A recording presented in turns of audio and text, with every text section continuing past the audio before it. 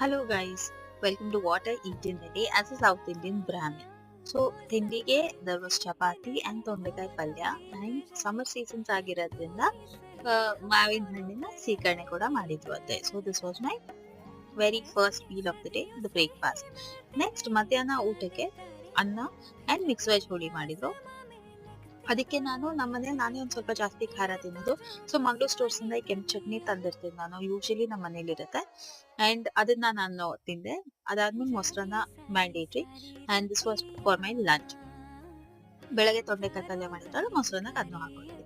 I love vegetables to be very honest. And ನೀರ್ ತುಂಬಾ important, ನಾನು ಯಾವಾಗ್ಲೂ ಮರ್ತೋಗ್ತೀನಿ, ನೀವ್ ಮರಿಬೇಡಿ.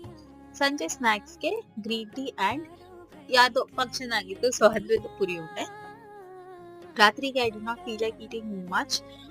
So Anna and lots of Mosru along with my Kemp chutney. And that's it guys. Thank you.